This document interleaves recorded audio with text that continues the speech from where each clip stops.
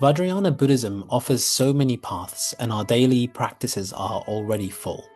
Why is Guru Yoga considered the indispensable backbone of the entire path? And specifically, what makes Lama Chopa so vital that I should dedicate my time to this upcoming commentary series? What kind of response answers do you want?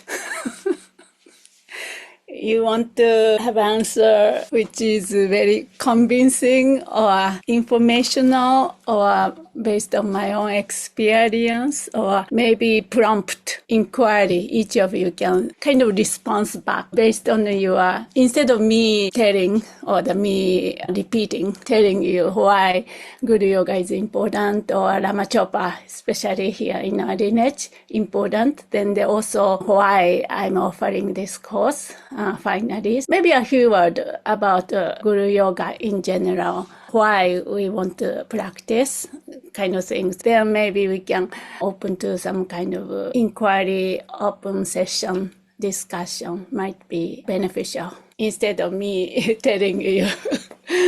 Yeah, of course, it's easy to look at our daily practices and wonder why this kind of comprehensive practice text like Lama Chöpa, Guru Yoga fits in, or where fits in our daily practice. For example, I already practicing this idam, that idam, or this protector and that protector. Why I need to incorporate this Lama Chöpa practice.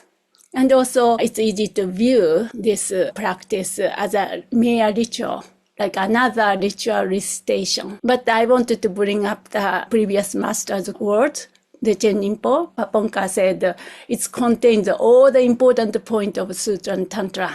It is a complete practice and it shows the path. It shows the heart of the ear whisper lineage, heart of the instructions of the ear whisper lineage. That's say something about this text. Also, we need to unpack what Guru Yoga is. So that's a big subject. And also I've talked about this. Instead of I dive into that, let's together unpack this business of Guru Yoga. And this first question about what makes Lama Chöpa vital, that I should dedicate my time to this upcoming commentary series. Paponka used this metaphor of the engine tank. Paponka Rinpoche compared practicing this meditation without the guru is like turning the car key in an engine with no fuel. Like a ta-ta-ta-ta-ta-ta-ta, like my neighbors often does that. So each of us here, practitioners, let's look at your own daily practice. Do you ever feel like you are cranking the engine, but running fumes? What does an empty tank look like in your meditation practice? And how might we shift our view of Guru Yoga from another shore to, another shore, to the actual fuel, actual juice, actual engine, actual source of the practice? Let's dive in that one first, reflecting on one's own daily practice. Do you ever feel like you are cranking the engine, but running on fumes? Just get it done. Anything about this? This is a reflective inquiry, the empty tank reflection. Definitely, I can resonate massively with that imagery of sort of this empty tank. If I'm judging the practice by its ability to transform or by its ability to move me somatically or in an embodied sense, and the practice starts to kind of go up here and it starts to become very heavy on the intellectualization or the visualization, but it's a disconnect from the heart center, then I feel like the fuel is running out, or rather I'm sputtering. That's at least for me personally how that resonates. The thing I was going to share, and I only have like the tiniest experience with this, but this is, I think about the Lama Chopa and I'm like, oh, it's quite long.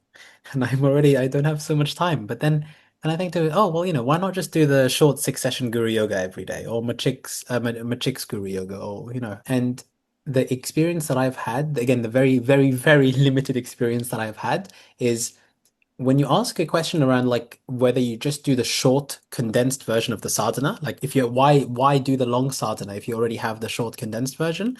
The short condensed version for me is where this stuttering is really like if you haven't done the long sadhana is what allows you to really connect and gives you that fuel, fills up your engine. That's how at least how it felt sometimes for me with the Vajrayāna sadhanas, for instance. The time more I would do the long sadhana, the more fuel or the more mileage I would get out of my short sadhana. Yeah, so we are here in the contemporary Western environment, and we need to use some skillful means. But traditionally speaking, long sadhana is the one. Short sadhana is only those people who understand or be able to practice long sadhana can practice, allowed to practice. So kind of the other way around I mean, at least as far as I know, like in the Western kind of conventional world. Yes, Abraham kind of felt that way as well. That's good indication. Do you ever have this empty tank feeling? Those of you who have been doing a retreat, 5 Dakini retreat, you have enough juice engine. I can relate certainly to this empty tank idea. And there's something I appreciated. First of all, I appreciated the idea about short and longer practices. Really interesting. And the part about being heady, I can relate to that. I think something that I was playing with there, coming up empty, is when it's about the sitting down and doing the practice for the day or the night and the intentionality around it, and also going too thin, incorporating, like my mind is like, okay, trying to get into the body, but then I'm like, oh, there's white Mahakala, there's the 5 Dakinis, there's Vajrayāna. So sometimes I feel like I try to do too much and I don't go to the depth. I go too much up here, if that makes sense. So I try to really set the intention, and I guess if I try to incorporate too many things. Like I think that's part of it, is learning so much more as we've been going along and getting excited about it. So I hope that it's like, oh, I want to incorporate everything, but it's stepping back and saying, let's do the depth, right? Mm-hmm. Depth, yeah. At the same time, the reason we receive the not that many in a year with lineage, but white Mahakala or 6 Mahakala and so forth. So this is like our opportunity. We are living in a degenerate time. Those great lamas are passing. So we want to take advantage of this, like a riding a wave, so to speak. Now we are peak of the wave, so we don't want to miss it. But then doesn't mean we have to do everything at one time. Time is limited. So as you realize, you go deeper. Just one practice, go deeper, deeper. Then eventually everything will be incorporated. You will realize your Lama, your Idan, your protectors, Idan of this, protector of that, or this, everything. And Vajrayogini, everything become one with your own heart, with your subtlest mind.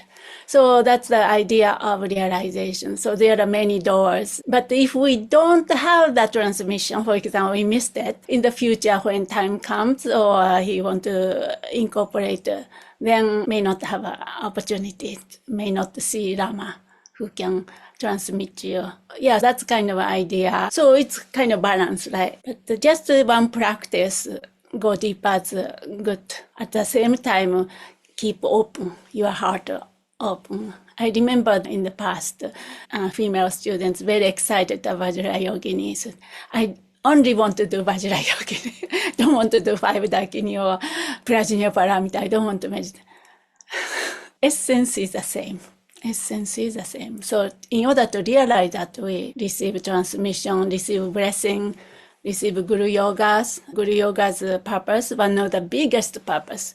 There are 3 purposes, you can say. I mean, there are many ways to say it, but one is the receive blessings, this channeling the blessings, so to speak. So we need that channel. Guru Yoga, for me, it's what I think, if I understand it right, is that it kind of goes through everything a little bit, all the things that are common threads in all the empowerments and things that we've done as I'm going through it. And like what you said about it bringing the idam, the guru, yourself, everything together. Like someone was like, why the guru, thinking of a guru as someone being highest on a platform and way up there, like why that? The answer that he gave is that we don't really think of it in that way. In the way that it is that it's your guru is something you don't excel, or it's where you're aspiring to be, but also that it means you get stuck on something because you find it at the heart of whatever else you are doing. In the guru yoga and in the guru, in finding a guru, like coming to you, even for me, it's like it kept coming back. And when I read through even the short guru yoga, it's like it kind of goes through little bits of everything. It touches on a whole lot of things that just bring it back to all encompassing. So kind of to whatever the goal is of the highest tantra, it's a reminder that there's all these ways and different steps to go through, and it offers you that. Encompassing everything. So the guru business, right? This guru, I often talk about the guru is like somebody who holding the mirror. He or she is living, right? Living mirror, and not the dead mirror. Living very clear mirror of your own mind, innate nature of mind, fully awakened mind. So we need somebody who can hold a clear mirror. No, we cannot look at our own mind at this point. Of course, guru also has a guru needed to see his or her own mind through that channel, guru. So you can say the ultimate engine of realization, guru is. What are the goals of tantric practice, tantric enlightenment? In order to actualize, in order to realize that state, or unveil the awakened state, we need three things. One is receiving blessing, channeling blessings, and purifying deep-seated karmic blockages, stubborn blockage we carry since beginningless time. Many cause to subtle, we have those karmic blockages. Then accumulating a vast merit. We need to accumulate the positive potential. Those three things need to come together. Then Guru is the one who can assist us to do that. Guru Yoga is like a technology, ultimate engine of realization. Those three are the purpose of Guru Yoga, you can say. One way to say it. Could you just recite the 3 points again that you sort of summarized towards the end there? What were the 3 points for the You three? mean the Guru Yoga is the ultimate technology for channeling blessings or inspirations or inspiring forces? I'm sure without that, you cannot, any of the tantric practice, without that, not only you don't have a transformation, but also you don't want to do it. Everything become mechanic. So anyway, channeling blessings, accumulating vast merit. So we visualize this vast merit field, right? And visualize it's like a boundless awakened field here. Then receiving, connect, making offering, then the purifying, deep-seated karmic blockages. Those three components. Without these three components, trying to force realization through meditation is like turning a key in an engine with no fuel. You know what I mean? So that's why Paponka said this is like a ultimate engine, or the vehicle who leads to the awakening.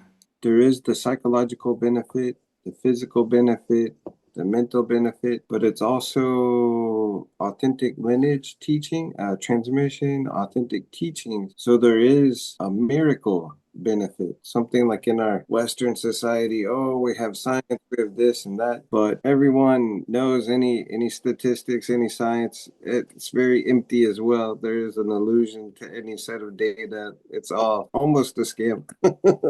Yet miracles are real. If someone's sick and they get better, if you're depressed and you get happier, if your life seems like it's shorter, becoming shorter and you can extend it, those things are miracles. I think Lama Chopa can do miracles. I think it's a miracle. Everybody wants some magic. You can have a real feeling and real results in the world, which I think is amazing. I like that word, miracle benefit. Yeah, that's true, Yeah. complete true. So that's why I was telling you guys, this is the practice we do to heal the Lama's manifestation of illness or something like that. Always something happens, beyond our intellectual or rational thinking mind. Therefore, we have to put into our own practice and experience it, what that means to each of us. Okay, so that's about the first point of this engine check, unpacking the value of Guru Yoga or Lama Chopa. So does that make sense?